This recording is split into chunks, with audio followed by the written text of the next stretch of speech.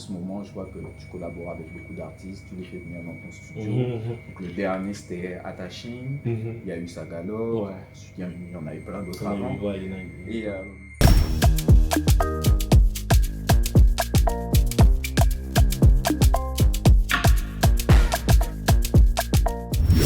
wake up la famille, bienvenue sur la chaîne de Business au pays. Aujourd'hui, on est avec quelqu'un que vous connaissez tous. Ne me dites pas que vous ne connaissez pas. Vous ne connaissez pas DJ K-West. Alors K-West, ça va la famille? Quoi mon frère? On est là, ça fait plaisir. Merci beaucoup de l'invitation déjà. Franchement, j'étais obligé de t'inviter frère. Ça fait plaisir vraiment. Ça date qu'on se connaît en plus. Ah ça. Tu te rappelles des soirées FIFA et ah tout. Ça ouais, quand je te tapais. T'abuses frère, t'abuses, dis la vérité aux gens. Dis la vérité aux gens. La Juve, tu te rappelles? C'est vrai. Ouais, on a passé de bons moments, mais aujourd'hui, on est là pour parler de... Bon, ça fait peut-être 10 ans, un truc comme ça, mais maintenant, là, 10 ans après, t'es devenu une resta. Je dirais pas resta, mais on va dire je suis plus visible qu'avant. Ouais, voilà. Je suis visible qu'avant. Ouais. Mais moi, je veux parler de tes débuts, parce que je t'ai connu avec tes platines et tout. Tu mettais le feu dans le groupe Bois Bandé. Ouais, exact, c'est ça. On faisait des soirées et tout. Je prenais le micro, je foutais la merde. Ah, c'était incroyable, les souvenirs. De ouf. Époque de ouf.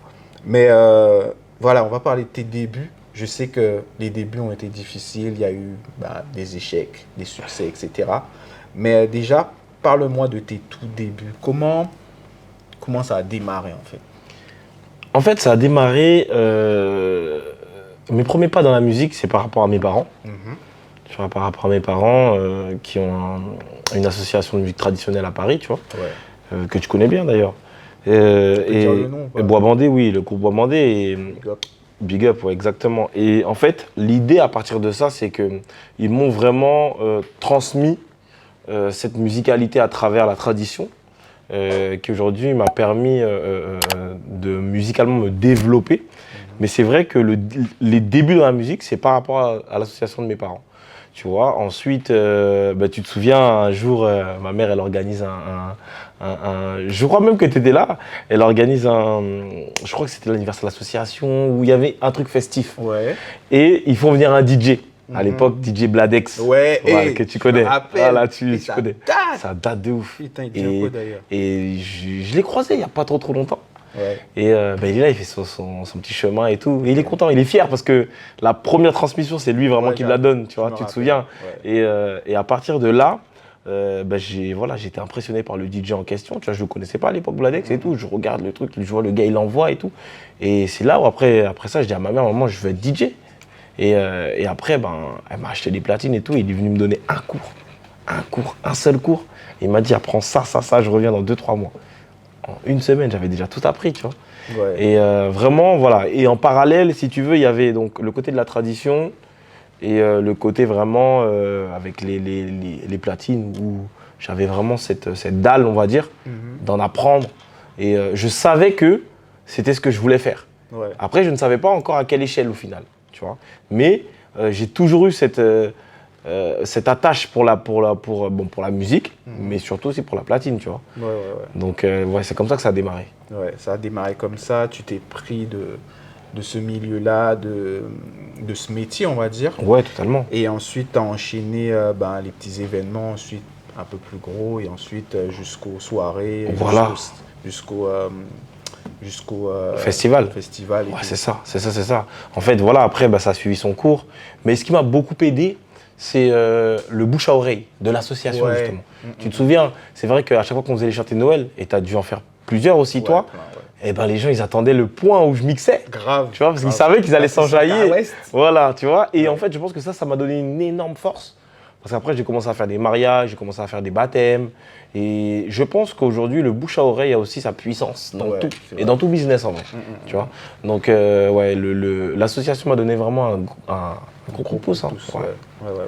C'est ça qui t'a donné aussi ta confiance en toi. Ouais, exactement. Ouais, bien sûr. C'était un peu timide. Oui, forcément. Tu commences à un truc, tu te présentes au public. Ouais. Ça veut dire qu'il y a un moment où les gens attendent que tu fasses quelque chose, les yeux sont rivés sur toi. Ouais. Donc il y a cet aspect de confiance que tu n'as pas au tout départ et qui arrive au fil du temps. Ouais. Tu vois, mais lorsque les gens te poussent, eh bien en fait la jauge de confiance augmente plus vite que la normale. Tu vois, c'est ça.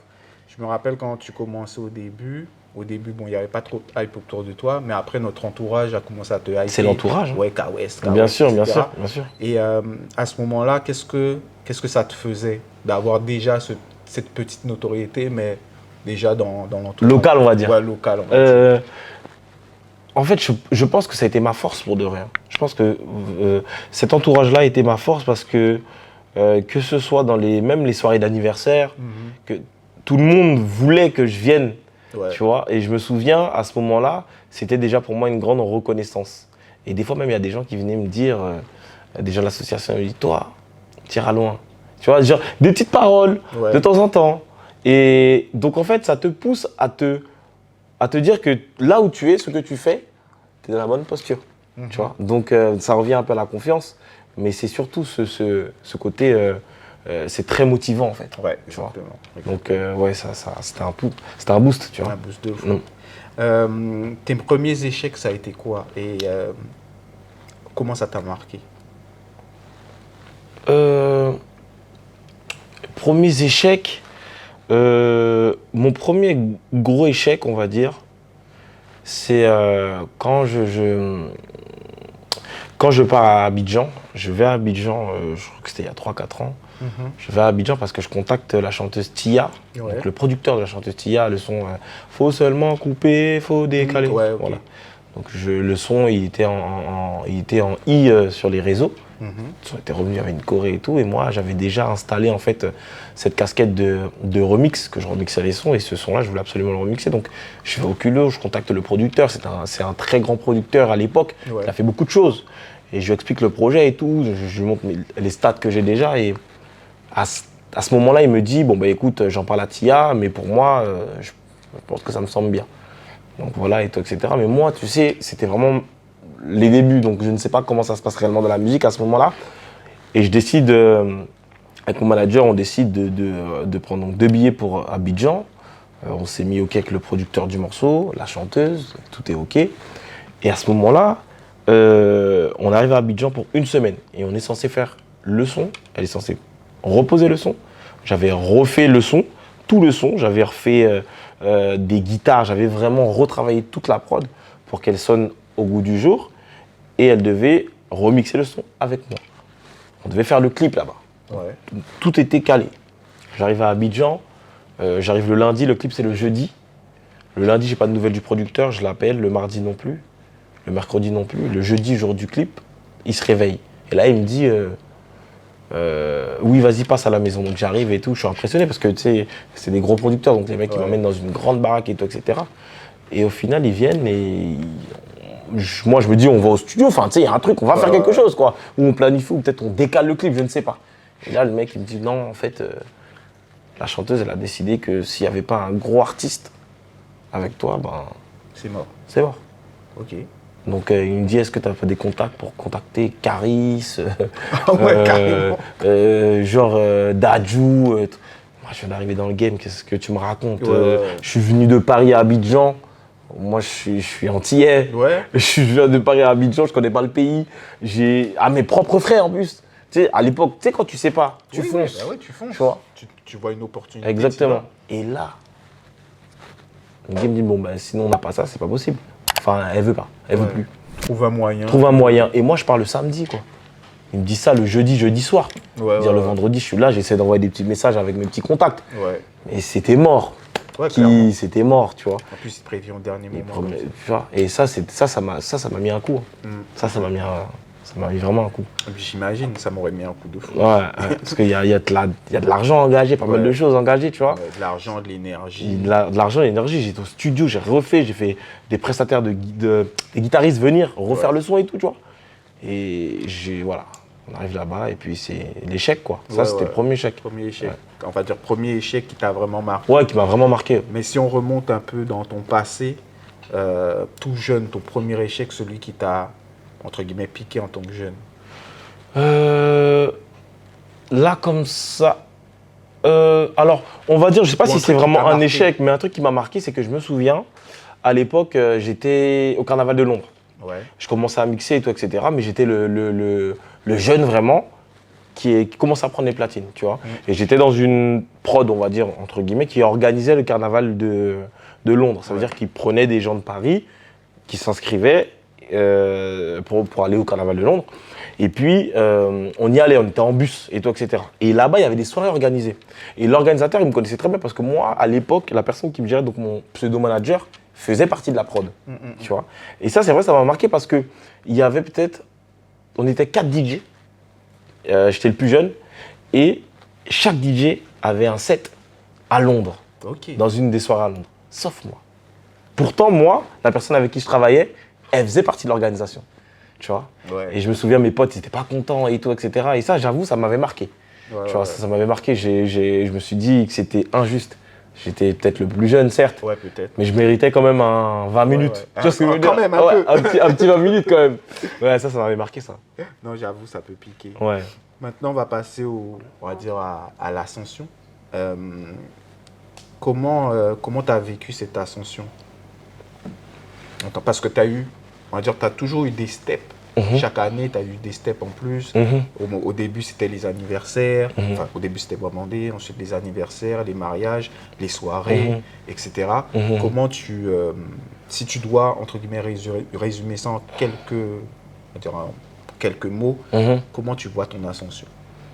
Alors, moi, je vois que j'ai une ascension qui a une courbe vers le positif tout le temps. Ouais. C'est vrai. En fait, c'est pas évident, mais ce qui crée ça, je pense que c'est le travail acharné. Ça veut dire que aujourd'hui, je me fixe des objectifs que jusqu'à aujourd'hui, en tout cas, à l'heure où je te parle, j'arrive à les atteindre. Quoi qu'il arrive, tu vois. Des fois, c'est vrai que je suis peut-être pas dans les timings, mais c'est parce que c'est peut-être pas le bon moment. Exact. Et du coup, lorsque je me fais confiance, je constate que le résultat est toujours là. Donc, je me conforte dans l'idée de me dire que la seule solution à cette courbe évolutive, c'est le travail. Tu vois. C'est vrai. Donc, je me focus sur ça. Tu vois. Ok. Et chaque année, tu travailles plus. C'est ça, en fait, tu vois. Mais quand je dis, c'est vrai qu'on dit oui, on travaille. C'est vague de dire ça. Oui, je travaille, oui, c'est le travail qui paye, c'est vrai. Non, mais en fait, il y a vraiment un vrai taf. Ça veut dire que je me fixe des vrais objectifs. Ça veut dire que je me dis que ça soit des objectifs de chiffres, en termes de chiffres, que ce soit sur les réseaux sociaux, ou sur le nombre de personnes qui m'écoutent, ou sur ce que je dois faire, peut-être médiatiquement, dans les soirées, ou ce que je dois représenter quand je suis sur un plateau DJ, par exemple. C'est vraiment tous ces aspects-là que je travaille en profondeur pour y arriver, tu vois. Et aujourd'hui, je pense que voilà, cette méthode est une méthode, en tout cas aujourd'hui, qui fonctionne pour moi. Tu vois. Et on va parler on va dire du succès. C'est quoi si tu dois prendre 2 succès que tu as eu pendant ta carrière, lesquels tu choisirais ? Le premier, ça serait, je pense, la signature. La signature c'est récent, ça ? Ça fait 3 ans maintenant. Okay. Ça fait 3 ans que je suis signé en maison de disque. Parce que pour un DJ, c'est vraiment pas commun, tu vois. C'est vrai. C'est vraiment très très rare. D'ailleurs, je crois être le seul, tu vois. Et quand je te parle dans un label, c'est chez un major réellement, tu vois. Ou vraiment, parce qu'il y a des petits labels, sans dérespecter bien évidemment, hein, tu vois. Chacun travaille à son convenance, il n'y a pas de problème. Mais voilà, c'est vrai que c'est super gratifiant de voir que il y a voilà, le label ou la maison de disque qui te convoite au final à un nom, tu vois, à un palmarès, tu vois. Donc voilà, je dirais c'est la signature. Et le deuxième, c'est mon premier concert, qui s'est déroulé à la Cigale le 5 juillet, en 2024. Je pense que c'est les 2 gros points culminants. Ouais, c'est les 2 succès tu dois choisir, tu dois mettre une image dessus. Exact. Ouais, je pense que c'est les 2. Donc moi, j'ai fait mes petites études, tu vois. Je suis spécialisé dans le marketing, la com. Tu me connais depuis. Et on va dire, j'ai analysé un peu ton parcours, j'ai regardé un peu ce que tu as fait et j'ai décelé 7 raisons de ton succès, tu vois. Et on va les décortiquer rapidement. Ok, vas-y. Donc, pour moi, la première raison de ton succès, et tu vas me dire si c'est vrai ou c'est faux, et tu peux argumenter, il n'y a pas de problème, tu vois. Première raison de ton succès, c'est ta passion pour la musique et la culture. Ouais, 100%. À 100% vrai. Ouais. Ouais. Ok. Parce que bon, moi, je t'ai observé, et puis jusqu'à maintenant, je ressens encore cette passion. Tu vas dans le MAS tous les dimanches. Tu es venu spécialement pour ça ouais, aujourd'hui. Je te jure, laisse tomber. Et je sais que là, tu es là pour justement t'imprégner, te connecter avec ta culture, la communauté et tout. Mais je sais que tu es là aussi pour apprendre et pour prendre aussi de l'énergie d'ici, tu vois. Exactement. Donc, je trouve ça... Il n'y a qu'un passionné qui peut être comme ça, tu vois. Prendre un billet d'avion, venir... Je viens chill, mais je viens aussi récupérer des choses pour pouvoir amener au pays. Exactement, c'est ça. Donc, la deuxième raison de ton succès, c'est ton entourage. Donc, de ta mère, ton père, Bois-Bandé, tout ça. Et puis après, toutes les personnes qui sont venues autour de toi. Exact. Alors, oui et non. Non, pourquoi? Alors, oui déjà. Oui, pourquoi oui, parce que mon entourage, c'est vrai que j'ai les bonnes personnes, que ce soit ma famille ou pas, tu vois, ou bien même des amis, tu vois, qui sont autour et qui maintiennent le contrôle avec moi. Ça veut dire que, après, je suis une personne assez stable quand même, mais il faut toujours avoir les personnes qui, à des moments, viennent et te disent non, là, attention, bien là, je pense que tu devrais faire ci, faire ça. Ouais. Mais des fois aussi, il y a le mauvais entourage. Ouais, et ça, tu ne peux pas le déceler tout de suite, tu vois. Aujourd'hui, je ne peux pas dire que je suis mal entouré, pas du tout. Mais plus tu as du succès, plus tu peux être entouré. Et des fois, tu ne sais pas de qui tu t'entoures au premier abord. Donc, c'est pour ça que je dis oui ou non. Oui, tu vois. C'est pas ce qui m'arrive là actuellement. Mais en fait, l'entourage, c'est vraiment pour moi... C'est à double tranchant. C'est à double tranchant, tu vois. Donc, il faut être vigilant. Ouais, t'as raison. Je suis totalement d'accord avec toi. Mais je disais l'entourage aussi parce que tu as cette capacité aussi à bien t'entourer au bon moment. Je pense que ouais. Je pense que j'ai les yeux ouverts quand même. Ouais, c'est vrai. Ça, c'est quelque chose que je sens et que j'ai ressenti. Troisième raison, c'est tu sais te différencier du marché concurrentiel. C'est-à-dire que depuis le début de ta carrière, tu faisais jamais comme les autres DJ. Ouais, c'est vrai. Pourquoi ça? Tu as toujours su qu'il fallait te différencier ou J'ai toujours su qu'il fallait me différencier. Et aujourd'hui, je pense que pour se différencier, il faut savoir écouter. C'est subtil, hein. Ouais. Il faut savoir... Parce que, en fait, si déjà tu te... si tu veux te différencier, mais tu ne sais pas ce qui se passe, c'est compliqué. Tu vois ce que je veux dire? Et tu vois, et quand tu écoutes, tu apprends, au final. Ouais. Tu vois? Et après, moi, ce que j'aime faire, c'est toujours personnaliser. Donc, au final, c'est égal à se différencier. Tu vois ce que je veux dire? Donc, je pense que c'est la clé de tout. Et dans beaucoup de choses aussi. Pas que dans la musique, tu vois ce que je veux dire? Même pour une personne qui a un business ou voilà, peu importe dans quel domaine tu es, il faut toujours chercher à être un petit peu différent d'une certaine manière. Et après, il y a plein de manières d'être différent, mais en tout cas, voilà, le but de copier juste bête et méchant, ça, au pire, peut-être que ça peut durer mais un court moment. Je pense aussi. Comme aujourd'hui, on parle de différenciation. Tu t'associes pas en tant que DJ, tu te vois plus comme un artiste. Alors exactement, je me vois et je le redis. Et en fait, lorsque je dis artiste, c'est plutôt dans le sens où, pour moi, par exemple, un peintre, c'est un artiste pour moi, un beatmaker, c'est un artiste. Et quand je dis artiste, c'est vraiment dans cet aspect-là, parce que donc pour moi, chaque métier est artistique. T'es artiste pour moi. Et je pense que les gens ont un petit peu fait l'amalgame au final par rapport à l'autre vidéo qui avait été coupée et tout, etc. Tu vois. Et je le dis haut et fort, j'ai pas peur de le dire. Je suis un artiste et je le défends comme ça, tu vois. J'ai vraiment aucun problème par rapport à ça. Non, mais tu as raison. Par rapport à ce que tu proposes scéniquement aussi, bon, ça montre aussi ton côté artistique. Oui, bien sûr. Donc, tu proposes un peu plus que ce qu'un DJ lambda pourrait proposer. Exactement. Donc on va dire c'est normal et ça fait partie de ton élément de différenciation. C'est ça. C'est une bonne chose. le quatrième, on va dire, la quatrième raison de ton succès, c'est que tu te perfectionnes et tu innoves constamment. Ouais. Et ça, c'est dur. Ça, je pense que c'est le schéma le plus difficile. Parce que tu sais pourquoi? Parce qu'en fait, finalement, on est dans une ère où il y a beaucoup de choses. Tu vois, beaucoup de choses. Et des fois, on va dire n'importe quoi, comme on est tous raccordés aux réseaux sociaux, y a quelque chose qui peut être créé par un Américain, par un mec de la Suisse ou par un Autrichien. Ouais. Et en fait, finalement, c'est tout le monde qui est connecté au réseau. Donc, ça va encore plus vite. Ouais. Tu vois, quand toi, tu penses à un truc, maintenant, il y a un Brésilien là-bas qui l'a déjà fait. Tu vois ce que je veux te dire? Ouais. Donc, ouais, c'est difficile. C'est difficile, mais c'est pas impossible. Ouais, mais tu y arrives. Ouais, pour l'instant, je suis sur la bonne voie. Mais c'est une bonne chose. Continue comme ça. Cinquième raison, ton personal branding et ta gestion des réseaux sociaux. Parce que moi, j'ai vu, quand tu as démarré sur Insta, tu as pris progressivement, puis tu as fait un pic. Et ensuite, tu as vite bifurqué sur TikTok.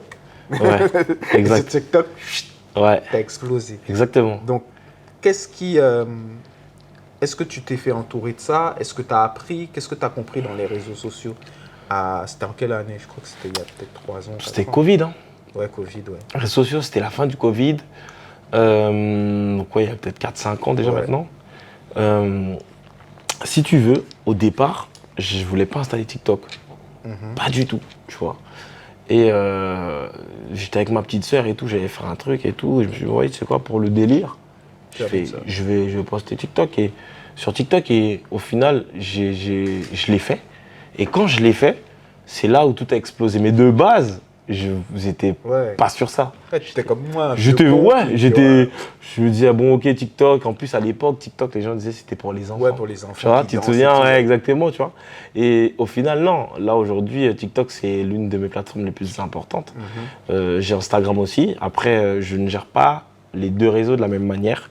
Parce que pour moi, il y a deux publics très différents. Tu vois ce que je veux dire. Ce qui est intéressant sur Instagram, par exemple, si on peut parler de cette application-là, c'est que Instagram, c'est plus dur, mais c'est plus réel. Quand tu fais des vues sur Instagram, c'est que tu fais des vraies vues. Alors que des fois, sur TikTok, tu peux faire des vues dues à quelque chose qui n'a rien à voir avec ce que tu proposes au final. Tu vas faire de la musique, derrière, il y a un chien qui va passer. Sur la vidéo, les gens vont parler du chien, alors que, tu vois, et tu peux faire genre 1 ou 2 millions grâce au chien. Grâce au chien.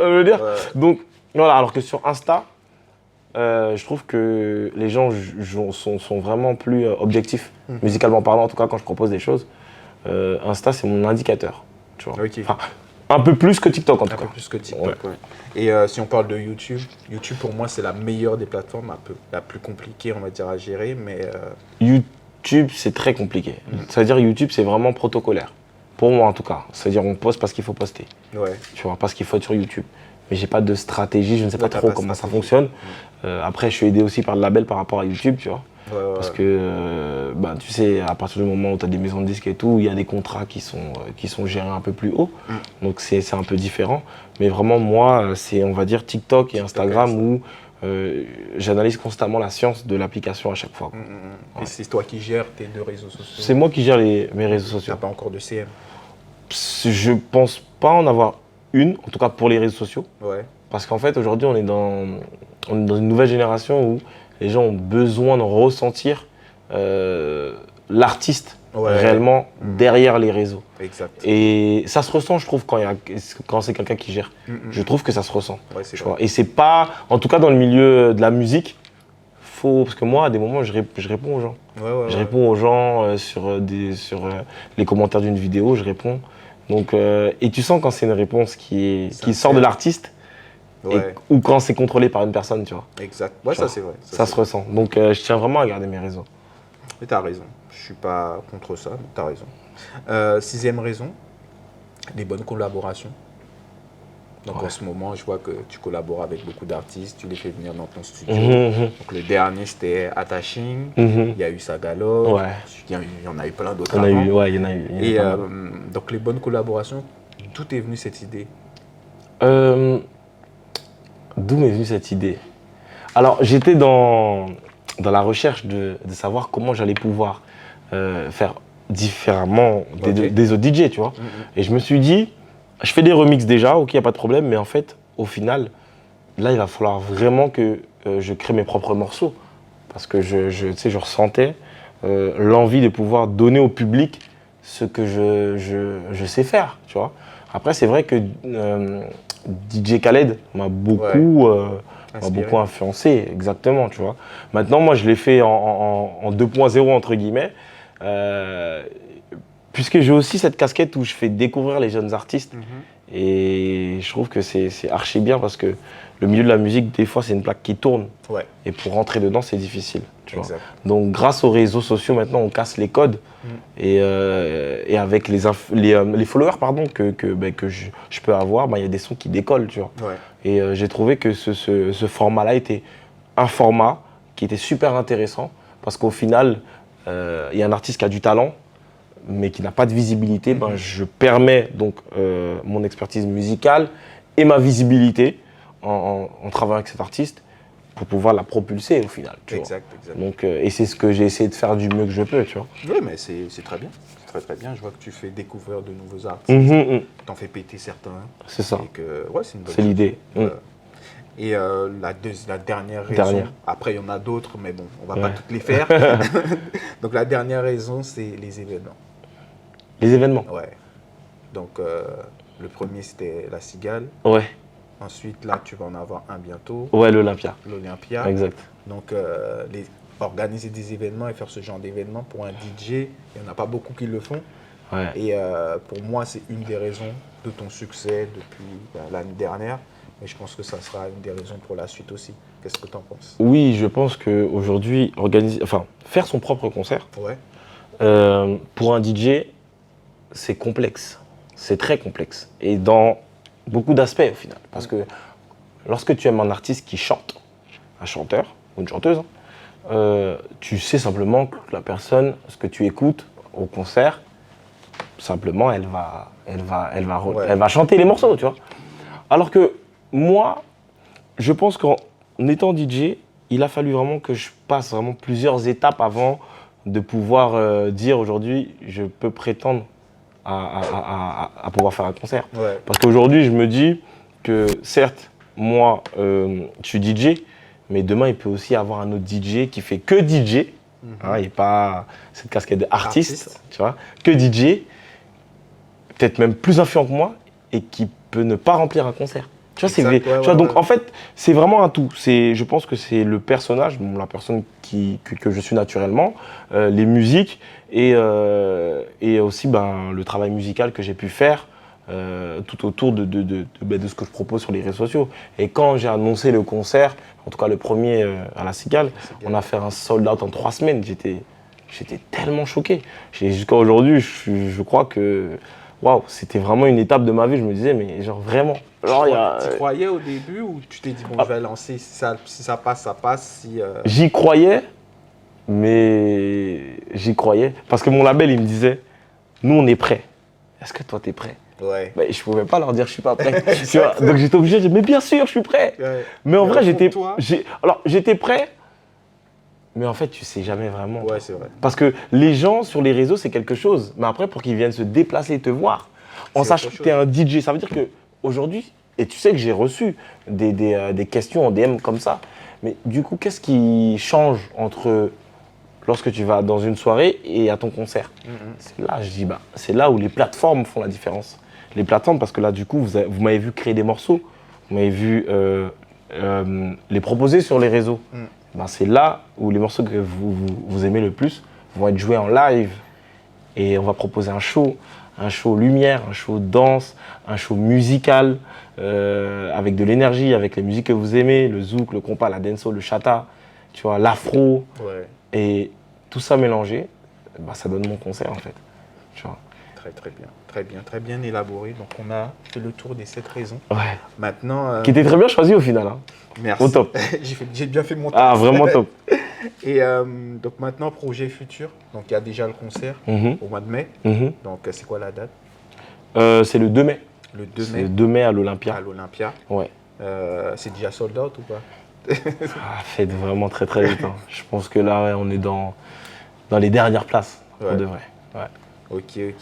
Et on va découvrir quoi? tease-nous un peu. Alors, je pense que je vais garder ma formule. Ça veut dire que je vais vraiment présenter un show. Mais ce que je veux, c'est que le public s'amuse du début jusqu'à la fin. C'est vrai que quand moi, j'ai déjà été à des concerts de chanteurs, il y a des moments où c'est un peu plus chaud, il y a des moments où c'est un peu plus doux, il y a des moments…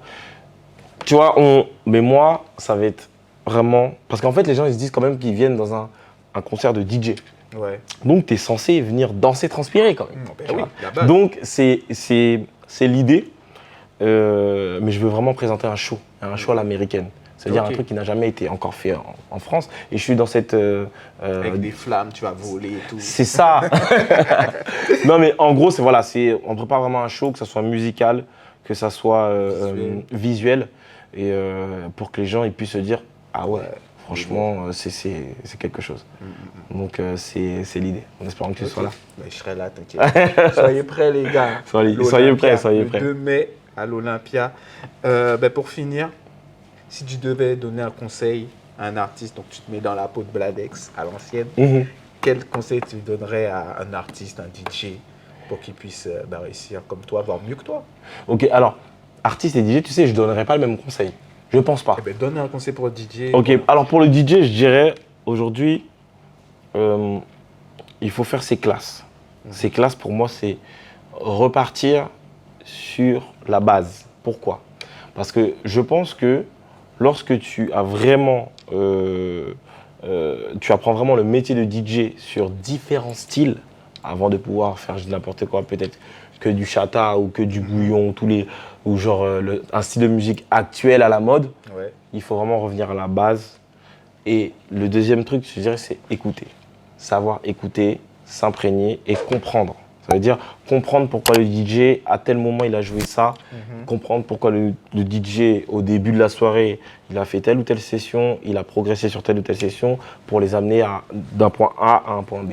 Moi, c'est ma méthode de faire, tu vois, et moi, j'ai pas peur de la transmission, puisque c'est important. Tu vois, malheureusement, je pourrais peut-être pas transmettre à tout le monde, mais à travers ce genre d'interview, je peux le faire, en tout cas, du mieux que je peux. Donc voilà, c'est l'écoute et travailler ses classes musicales. Donc voilà, tous les différents styles de musique qui sont peut-être moins joués actuellement. Parce que je pense que c'est la base. Et pour un artiste? Et pour un artiste, alors, je pense que ça dépend. Parce qu'aujourd'hui, un artiste qui a du talent n'est pas un artiste qui va forcément réussir en fait, au final. Tu vois, donc, je pense que pour un artiste, c'est un peu plus compliqué parce qu'il y a beaucoup de choses à prendre en compte. Si tu es une femme, par exemple, des fois, ça peut être le délire que tu as. Tu vois, sur les réseaux sociaux. Et après, tu chantes et boum, ça explose. Tu vois ce que je veux dire? Voilà, le seul truc que je dirais, c'est que si, en tout cas, c'est vraiment ce que la personne veut faire, il faut persévérer. Il faut persévérer. Et après, voilà, il y a encore des endroits où le talent prime. Exact. Tu vois, comme à la télé, quand tu vois par exemple les nouvelles stars, ce genre de choses, là c'est quand même le talent qui prime avant tout ce qu'il y a autour. Tu vois, moi, si demain par exemple je rencontre un artiste qui a une voix de fou, même si je me dis que peut-être c'est trop pour la génération actuelle, elle peut venir quand même au studio et on fera quand même une vidéo et ça donnera la visibilité que ça donne. Et après, peut-être que tu peux t'approcher par une maison de disques ou un label, ou tu vois, on sait jamais au final, tu vois. Mais en tout cas, si c'est une passion pour l'artiste, il faut aller au bout. C'est ça. Je suis d'accord. Donc voilà, donc on a fini. Merci en tout cas. Merci à toi d'être venu. Super. Merci beaucoup. Et puis de toute façon, on se revoit très bientôt. Oui, à très vite. On se revoit très vite. Donc rendez-vous déjà le 2 mai. Le 2 mai, on n'oublie pas. À l'Olympia. De quelle heure à quelle heure? 19h et après il n'y a pas d'heure, 6h du matin. Non, je rigole, jusqu'à l'aube. Donc rendez-vous le 2 mai à l'Olympia. Et puis c'est quand que tu reviens au pays? Là pour l'instant je suis bien. T'es bien? C'est quand je pars, peut-être que je vais partir au final. Il faudra partir pour l'Olympia. Pour le 2, je vais être obligé. Peut-être cet été, mais c'est pas sûr. À voir. Parce qu'il y a des projets qui sont en cours, mais pour l'instant je peux pas trop me prononcer. Mais en tout cas sur l'année prochaine. Oui. Sûr. Ok. Merci la famille. Merci à vous. Bien. Et puis on se dit à très vite. Yes. Tchuss. Ciao.